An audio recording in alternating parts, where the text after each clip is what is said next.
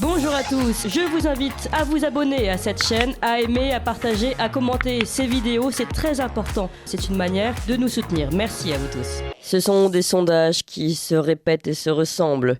Selon un sondage OpinionWay, plus de 3 salariés français sur 10 sont aujourd'hui en détresse psychologique, voire burn-out. C'est un sondage réalisé en octobre dernier. Environ 2 managers, comme on dit aujourd'hui, sur 10, donc 18%, seraient actuellement en épuisement professionnel. Un autre sondage, le sondage Ipsos, près d'un Français sur 2, 47% pour être exact, déclare avoir éprouvé au cours des 12 derniers mois une fatigue persistante de 1 à plusieurs semaines. Et plus du quart, 27% des personnes interrogées, ont déclaré avoir souffert d'une telle période de fatigue à plusieurs reprises. Alors certes, notre siècle est peut-être particulièrement individualiste, voire nombriliste, mais peut-être pas seulement. La fatigue, la lassitude que nous ressentons tous les jours, visiblement tous les jours un peu plus, n'est-elle pas également le produit de notre société moderne, voire postmoderne ? Eh bien, c'est la question qu'on se pose dans notre table ronde. Et pour ça, je suis avec 2 invités. Bonjour Léonard Anthony. Bonjour. Et merci beaucoup d'être avec nous aujourd'hui. Vous êtes écrivain, éditeur, conférencier spécialisé dans le développement personnel et notamment sur cette question de fatigue. On vous avait déjà reçu l'année dernière pour votre dernier livre Goodbye Fatigue, l'art de ne plus subir sa fatigue et celle des autres aux éditions Overjoie. Mais vous aviez déjà écrit d'autres livres, Fatigue et si on apprenait à se reposer aux éditions Flammarion, ou Libérez-vous de la fatigue chez J'ai lu. Et puis nous sommes avec Pierre Levigan. Bonjour Pierre Levigan. Bonjour Clémence Oudiakova. Et merci beaucoup d'être avec nous aujourd'hui. Vous êtes urbaniste et diplômé en psychopathologie, collaborateur à la revue que nous connaissons bien ici, la revue Léman, et auteur, alors je vais citer un certain nombre de vos livres, de L'inventaire de la modernité aux éditions Avatar, Métamorphose de la ville aux éditions de la Barque d'Or, Le malaise est dans l'homme à la Barque d'Or également, auteur également de Éparpillé façon puzzle aux éditions Perspectives Libres et de Nietzsche et l'Europe aux éditions Perspectives Libres, et des éditions que nous suivons également de près ici. Alors peut-être pour commencer, Léonard Anthony, puisque la fatigue est vraiment votre thème de prédilection, vous aussi, j'imagine que ces signaux de fatigue de notre société, vous, puisque vous en traitez, c'est votre sujet dans tous vos livres, ces signaux sont tous les jours un petit peu plus importants dans notre société moderne. Oui, c'est vrai d'ailleurs. Ce qui est assez amusant, enfin tristement amusant, c'est que depuis le retour des entre guillemets vacances, je vois que les gens sont pas du tout reposés. Toutes les personnes que je peux recevoir me disent tous la même chose, c'est je n'ai jamais été aussi fatigué. Alors c'est vrai que les vacances dites de Noël ne sont pas une période toujours reposante. On peut avoir des éléments qui viennent aggraver des sentiments de fatigue comme une surabondance alimentaire et puis d'autres paramètres. Mais notre société ne cesse d'aller vers une logique d'excès en tout genre. Parce que l'incitation à la consommation permanente, quel que soit le canal, on y reviendra certainement, la digitalisation de nos vies est un des facteurs les plus aggravants, fait que nous passons du temps à accélérer. Et j'ai pris cette image qui va certainement illustrer facilement le propos. On a vraiment l'impression, beaucoup de gens décrivent ce sentiment d'être devenu comme un hamster. C'est-à-dire de courir dans une roue et d'accélérer la course en permanence sans savoir pourquoi on court. Je vous rappelle quand même que l'espérance de vie de l'humanité a triplé en près de 2 siècles, quasiment, et nous courons toujours après le temps. C'est quand même un paradoxe avec lequel il faut quand même faire et commencer peut-être à se poser quelques questions. À ce sujet, Léonard Anthony, l'espérance de vie a triplé, mais il me semble qu'aujourd'hui, on est arrivé à un palier, justement, dans la société occidentale. Oui, il y a un palier qui s'installe. Alors, la science nous dit que dans les décennies à venir, ce palier sera brisé à nouveau. C'est une question de recherche sur le sujet. Mais on voit que la plupart des instituts, à commencer par l'OMS ou l'Académie de médecine française, nous alertent en nous disant que nos comportements, justement, alimentaires et aussi dans notre manière de vivre, comme vous soulignez tout à l'heure, font une chose, c'est elles épuisent nos ressources inhérentes. Donc, nous passons beaucoup trop de temps à nous épuiser, ce qui fait qu'effectivement, on compte de plus en plus sur la pilule miracle pour nous sauver plutôt que sur notre propre capacité à pouvoir maintenir un état correct. Pierre Levigan, alors vous êtes avant tout urbaniste et vous avez étudié également de quelle façon finalement même l'urbanisme moderne peut jouer aussi sur notre état, notre état de conscience, notre état de fatigue au sein des villes. Oui, alors l'homme, en fait, a besoin de repères à la fois dans le temps et dans l'espace. Et il a besoin d'un horizon dans tous les sens du terme, c'est-à-dire à la fois un horizon visuel qui le rassure, qui lui donne des repères, mais aussi un horizon mental.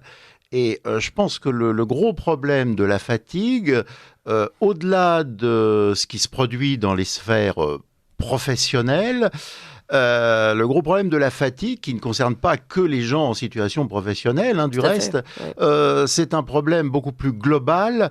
C'est en fait une fatigue du sens. C'est une fatigue du sens de notre société. C'est-à-dire que nous n'avons plus d'horizon commun. En fait, nous n'avons plus d'unanimité sur ce qui fait sens dans une société, sur ce qui donne de la valeur à nos vies dans une société.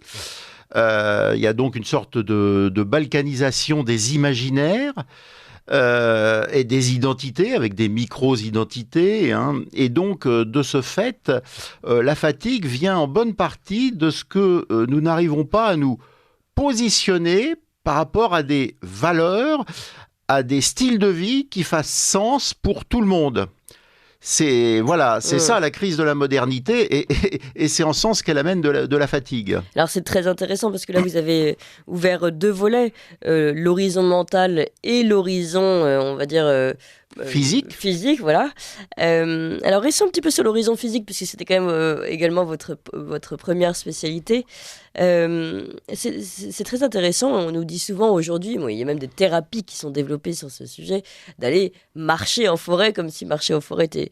il fallait redécouvrir le fait de marcher en forêt tout simplement parce qu'on peut voir l'horizon et finalement on repose son cerveau et ses yeux en voyant un horizon lointain, ce qui n'est plus possible dans les villes. Oui, tout à fait. Alors, c'est vrai qu'il y a des vertus de la marche en général, qui ont d'ailleurs donné lieu à quelques ouvrages philosophiques. Pierre Sansot, qui était un sociologue et philosophe qui est décédé il y a quelques années, avait écrit des ouvrages sur les bienfaits de la marche. En fait, la marche, c'est pas seulement une activité physique, c'est un style de vie. En quelque sorte, c'est une façon de renouer des liens avec son corps. Donc ça, c'est très important. Mais il y a aussi la question de l'horizon. En ce sens, ce qui est important, c'est aussi de marcher dans des paysages qui changent, des clairières, etc. Mais pour ça, effectivement... il faut trouver d'autres paysages que les sorties d'autoroute, les bretelles qui mènent à des centres commerciaux. Donc c'est vrai qu'à partir du moment où notre société a dévalorisé, a souillé un certain nombre de paysages en faisant des espèces de territoires périurbains plus ou moins banlieusisés et sans qualité, c'est vrai qu'il faut souvent aller chercher un peu plus loin pour trouver encore des paysages de qualité, en quelque sorte. Non, mais c'est très intéressant de voir finalement qu'aujourd'hui, il faut avoir une démarche particulière pour retrouver cet horizon physique. Et après, on va reparler évidemment de l'horizon mental, mais j'imagine que déjà, là-dessus, Léonard Anthony, vous êtes tout à fait d'accord. Oui, absolument, je suis d'accord pour plusieurs raisons. La première, c'est que là aussi, un certain nombre d'études scientifiques ont montré que, contrairement à ce que l'on croit, c'est-à-dire de rester sédentaire et assis toute la journée, a des conséquences sur notre fatigue. C'est-à-dire on ne se repose pas uniquement en restant assis toute la journée. De ne pas se remettre en mouvement crée de la fatigue. C'est d'où l'expression « j'en ai plein le dos », d'une certaine façon. Et un des éléments fondamentaux qu'il faut bien saisir, c'est que d'aller marcher, non seulement bon pour votre santé, mais particulièrement reposant. C'est le mouvement qui repose. Donc ça, c'est une dynamique essentielle à comprendre. La deuxième chose, vous parliez tout à l'heure de travail, on a noté aussi que quand une personne se remet en mouvement après avoir passé, par exemple, quelques heures sur son ordinateur figé dans un tableau Excel ou dans un document Word en train de se cogner la tête parce qu'elle n'avance pas sur un sujet, eh bien, le simple fait de sortir, de faire quelques pas, parfois c'est quelques minutes, va réactiver un certain nombre de zones du cerveau et ouvrir l'horizon, pour reprendre l'expression que vous employez. Et ça, depuis la Renaissance italienne, les artistes expliquaient à quel point, quand eux-mêmes étaient face à un tableau à la peinture et qu'ils ne voyaient pas de dynamique naître, ils allaient marcher pour se remettre en mouvement, retrouver des idées, de façon involontaire. Et cette notion d'involontaire est vraiment importante car l'inspiration, pour reprendre le sujet que vous évoquez, l'inspiration de la nature est beaucoup plus puissante que celle d'un écran d'ordinateur. Alors on va continuer de parler de cette fatigue moderne et de ses raisons dans quelques instants dans notre table ronde, mais d'abord on fait un point sur les informations avec Emmanuel Noël. Ligne droite, le témoin a dit la vérité, il doit être exécuté. La table ronde. Et pour en parler, nous sommes toujours avec Léonard Anthony, écrivain, éditeur, conférencier spécialisé dans le développement personnel et notamment sur cette question de fatigue avec ce dernier livre Goodbye Fatigue, l'art de ne plus subir sa fatigue et celle des autres aux éditions Overjoie. Et puis Pierre Le Vigan, urbaniste diplômé en psychopathologie, collaborateur à plusieurs revues, dont la revue Éléments, auteur notamment de L'inventaire de la modernité aux éditions Avatar, Métamorphose de la ville aux éditions La Barque d'Or, Le malaise est dans l'homme à La Barque d'Or également, ou encore Nietzsche et l'Europe chez Perspectives Libres. Alors, je voudrais qu'on revienne justement, Pierre Le Vigan, vous parliez tout à l'heure de ces horizons physiques, horizon mental. Et horizon mental, il faut qu'on développe cette question. En effet, vous dites finalement aujourd'hui, les Français, puisqu'on parle de la France, ne retrouvent pas finalement un horizon qui fait sens. Et c'est vrai que nous, on a reçu ici, encore il y a peu de temps, une personne dont le mari a fait un très grave burn-out et qui nous parlait justement de ce problème de perte de sens en règle générale dans nos métiers, dans nos missions tous les jours. Et finalement, cette perte de sens, elle est de plus en plus commune à l'ensemble des Français. Comment vous l'expliquez ça ? Oui, à une époque, l'époque des pères grecs, la fatigue a été inclue dans les péchés capitaux sous le nom de acédie, akédia. Et en fait, c'est le A privatif. Akédia, ça veut dire privé de kédia, c'est privé de quiétude. Donc, dans un état perpétuel d'inquiétude, de fébrilité, quelque chose qui est proche de l'angoisse, dont parle Heidegger, mais qui n'est pas tout à fait exactement la même chose, mais qui est un état de non-sérénité. Hein. Et effectivement, compte tenu de tous les signaux contradictoires qui ont pu être envoyés, alors notamment par le gouvernement Macron, mais au-delà de ça, depuis des décennies, par nos dirigeants et par la société elle-même, à savoir on en est où de la France, l'Europe, qu'est-ce que ça veut dire, est-ce que c'est uniquement des règlements sur le diamètre des choux-fleurs, etc. Donc compte tenu de cette situation, effectivement, il y a un état d'insécurité culturelle où aucun repère n'apparaît fixe, aucun repère n'apparaît durable. Le sens de toute une série de symboles qui faisaient consensus en quelque sorte, on était dedans ou dehors, mais si on était dedans, ils avaient un sens précis, comme le mariage. Tout ça a pris une signification complètement multiple et inédite. Tout ça déstabilise complètement. Donc il y a d'où cet état d'acédie, c'est-à-dire d'absence de toute quiétude. Alors, il y a aussi quelque chose qui se développe notamment avec la numérisation du monde, mais qui existait dans la modernité classique, hein, avec le taylorisme, le travail à la chaîne, mais qui est peut-être encore plus radical. C'est la déconnexion entre ce que l'on fait, entre beaucoup d'activités professionnelles et le produit fini. Ouais. C'est-à-dire qu'effectivement, un rempailleur de chaises, un menuisier, le menuisier faisait un meuble, il en était content ou plus ou moins content, mais il y avait un aspect concret. Maintenant, il y a beaucoup de tâches qui ne se voient pas, une veille informatique. Oui, vous n'êtes qu'un maillon d'une chaîne devenue invisible, en fait. Absolument, devenue invisible, et même dont la finalité, souvent, est dématérialisée, quoi, en quelque sorte. Oui. Hein. Il y a aussi même la finalité, parfois, n'est pas bonne en soi. C'est-à-dire qu'on voit aussi dans ce phénomène de numérisation dont vous parliez, une recherche aussi quantitative plus que qualitative. Oui, la finalité elle-même peut être finalement de l'ordre du parasitisme social, c'est-à-dire qu'elle peut ne rien apporter au commun, à la communauté, à la société. Hein, c'est tout à fait. Ça peut être une simple intermédiation, en gros parasitaire, consistant à rajouter un maillon à une chaîne. Donc voilà. Alors en plus, pour beaucoup de salariés ou pour beaucoup de travailleurs en général, qui ne sont pas tous salariés, ça peut être des travailleurs indépendants, il y a une situation un peu schizophrénique. C'est-à-dire que on n'est plus à l'époque, justement, du travail à la chaîne de Taylor que j'évoquais. On est dans une époque où on demande à beaucoup de salariés de l'innovation, de l'esprit d'initiative. Mais en même temps, on leur demande d'être très conformistes, c'est-à-dire que toutes les grandes entreprises demandent d'adhérer au récit covidiste, par exemple. Et donc là-dessus, il y a un mélange. Et de rentrer dans les cases. Voilà, et de rentrer fondamentalement dans les cases. Donc là-dessus, il y a quelque chose de contradictoire. On demande aux gens d'avoir de l'initiative, mais dans un cadre en même temps extraordinairement normé. C'est un peu comme à l'époque de l'Union soviétique, hein, où on demandait aux militants qui montaient en grade dans le parti communiste d'Union soviétique de faire preuve d'initiative, mais bien entendu dans le cadre de l'idéologie officielle. Là, c'est la même chose, sauf que l'idéologie officielle n'est pas la même. Maintenant, c'est le mondialisme. Alors, Léonard Anthony, sur cette question de digitalisation, finalement, de déconnexion entre l'objectif et le travail de chaque personne?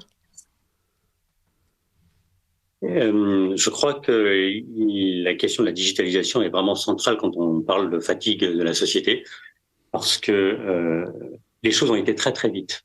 Et si on regarde l'histoire de l'humanité, on a rarement vu une bascule aussi rapide dans le comportement et dans la capacité à devoir nous adapter que depuis une vingtaine d'années, avec l'avènement massif des objets numériques dans notre quotidien, et c'est qu'un point de départ. C'est ce que j'essaie d'expliquer dans toutes les conférences que je donne, c'est que nous ne sommes qu'au balbutiement de la digitalisation de la société. Et donc, il y a un fondamental à rappeler, ça fait à peu près une centaine d'années qu'on a appris qu'il fallait se brosser les dents. Et que les gens se sont mis à se brosser les dents 2 fois par jour. De la même manière, il va falloir apprendre une hygiène de la vie digitale. C'est-à-dire que c'est un fait. Nous vivons tous avec des téléphones portables, des tablettes, des écrans, des télévisions, etc., etc. Eh bien, si on n'apprend pas à vivre avec ces objets numériques, on va se laisser épuiser par les objets. J'ai souvent posé la question en conférence à demander aux personnes qui tient qui. Quand vous avez un téléphone dans la main, est-ce que c'est vous qui tenez le téléphone ou est-ce que c'est le téléphone qui vous tient? La question est évidemment rhétorique. Aujourd'hui, nous le savons, c'est le téléphone qui nous tient. Toutes les études montrent que même si vous éteignez complètement votre téléphone, je ne parle pas de mode avion, vous l'éteignez, vous le posez sur la table, vous allez le regarder 15 fois par heure, en moyenne. Donc, parce que c'est très très bien codé, toutes les applications que vous utilisez au quotidien sont faites pour que vous y retourniez pour une raison simple, hein, c'est que c'est la récolte des données qui fait la valeur, grosso modo, de ce que vous avez, du service que vous avez gratuitement. Or là, il y a une vraie logique de fatigue qui est liée à la société, c'est-à-dire que plus vous donnez de vous-même à l'ensemble de ces multinationales, et plus c'est une partie de votre vie que vous cédez. Nous, la nécessité d'apprendre, il ne s'agit pas de renoncer à la technologie, hein, c'est absolument pas le sujet, c'est d'apprendre à vivre avec et de se dire comment est-ce que je reprends le pouvoir, comment est-ce que je reprends le contrôle de ma vie, comment je me sers des objets numériques et pas l'inverse. Et c'est pour ça que j'ai consacré une bonne partie du livre Goodbye Fatigue à ce sujet, parce que je vois que c'est central et ça va l'être de plus en plus, aussi bien, quelle que soit la génération. On le voit aujourd'hui, les personnes âgées utilisent de plus en plus les objets numériques. L'avènement de la période Covid, confinement, a accéléré complètement cette croissance dans notre vie et de manière déraisonnable, comme les enfants. Donc, pour nous tous, il est important de considérer ce sujet-là. Oui, on voit finalement avec cette digitalisation aussi une déconnexion par rapport au réel. Bon, on l'a déjà dit ici 1000 fois, mais c'est les réseaux sociaux qui deviennent des réseaux asociaux, les réunions Zoom qui ne permettent plus de vraies réunions. La politique covidiste n'a fait que aggraver cette situation. Finalement, les vraies rencontres, la vraie réunion est de plus en plus rare. au détriment justement est remplacé par cette digitalisation et cette numérisation. Et finalement, aujourd'hui, vous dites il faut savoir vivre avec. Mais est-ce que les Français, la société est consciente d'abord qu'elle doit le limiter, et ensuite est-ce qu'elle a vraiment envie de vivre avec, ou est-ce que c'est pas quelque chose qui nous a été imposé comme le reste, c'est-à-dire cette nouvelle façon de voir les villes, cette nouvelle façon de voir le travail, et finalement on a l'impression que les choses nous sont petit à petit imposées et qu'on doit vivre avec. On n'a pas forcément le choix, Léonard Anthony. Alors, sur un certain nombre d'aspects, oui, nous n'avons pas le choix. Maintenant, c'est vrai que quand on regarde le nombre de comptes sur les réseaux sociaux qui sont créés, a priori, personne ne nous oblige directement, sauf si on parle d'influence globale. Mais la plupart des jeunes vont créer un compte sur les réseaux sociaux parce que c'est un mouvement qui s'installe. C'est comme le téléphone il y a maintenant un peu plus de 100 ans, ou la télévision. La question de l'obligation est difficile à qualifier. Ceci dit, quand je vous dis qu'on n'a pas le choix, on doit vivre avec, parce que si vous regardez par exemple les services publics, il y a de plus en plus de services qui se sont numérisés. Donc si vous n'avez pas accès au téléphone, ça devient de plus en plus compliqué, ou à votre ordinateur. C'est bien pour ça que finalement tout ça nous est petit à petit imposé. D'ailleurs, on voit récemment, on a parlé du timbre rouge ici qui disparaît. Le timbre rouge impose finalement une nouvelle forme de digitalisation, que toute personne se soit obligée. Alors bon, elles peuvent encore passer par le timbre vert, mais qui va être de plus en plus lent. Et puis qui dit que le timbre vert ne sera pas numérisé également dans quelques années. Aujourd'hui, on doit passer le cap de la numérisation obligatoire si on ne veut pas être en rupture totale avec notre société. Et en fait, finalement, ces progrès nous sont imposés, mine de rien.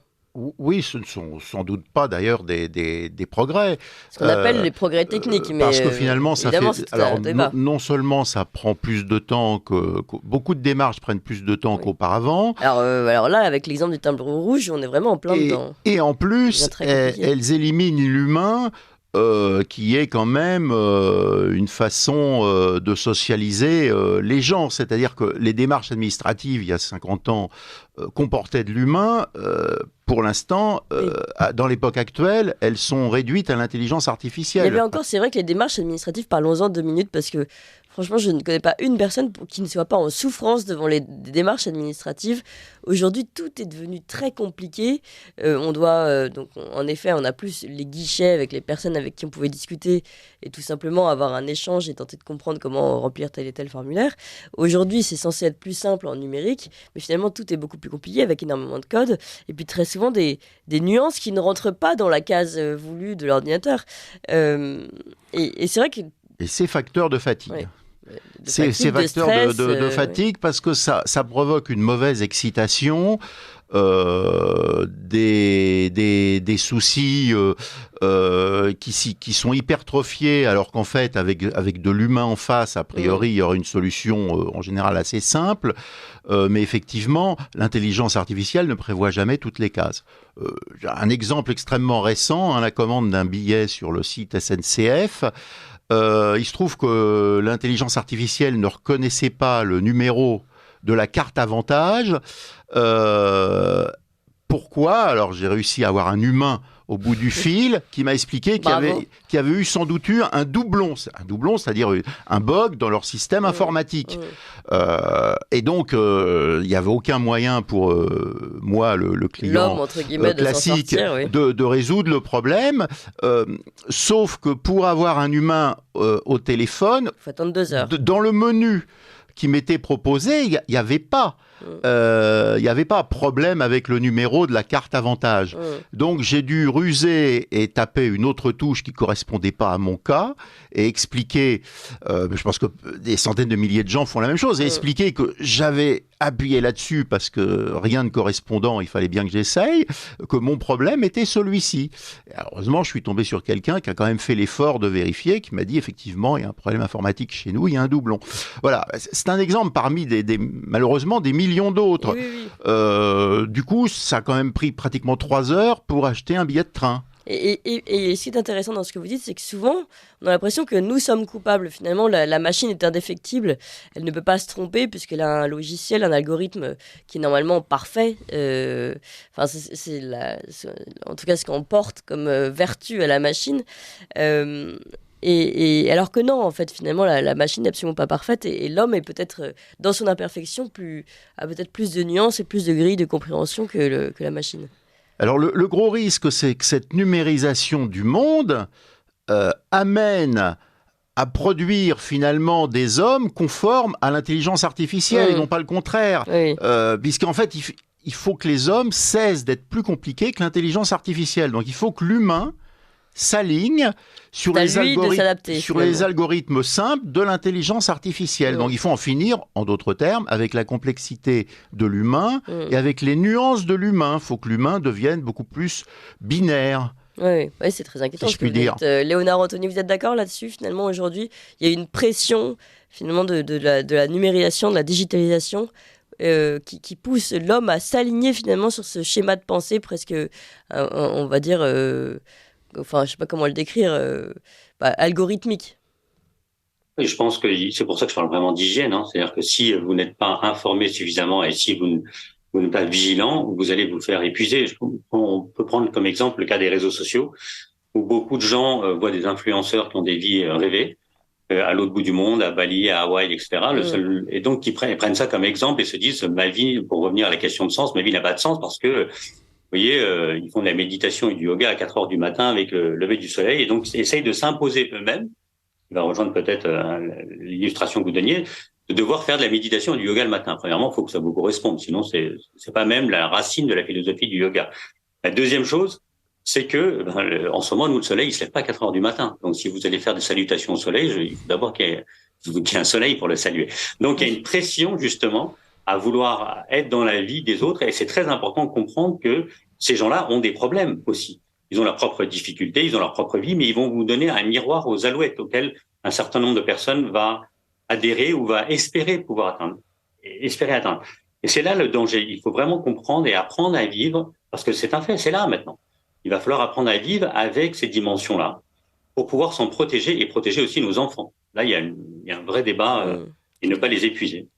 Alors, puisqu'on arrive à la fin de cette table ronde, comment fait-on pour se protéger contre ce mal de notre siècle, finalement, cette fatigue qui s'impose notamment par la numérisation, la digitalisation et puis ces nouvelles formes de travail ou d'horizon dont on parlait tout à l'heure. Léonard Anthony puis Pierre Le Vigan.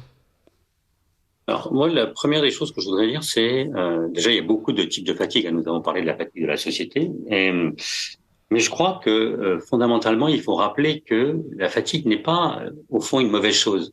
La fatigue est un signal, et un signal qui au fond vous veut du bien, qui vous dit il est temps de changer, il est temps de modifier notre propre logiciel, notre façon d'exister, notre façon de nous mouvoir dans nos vies.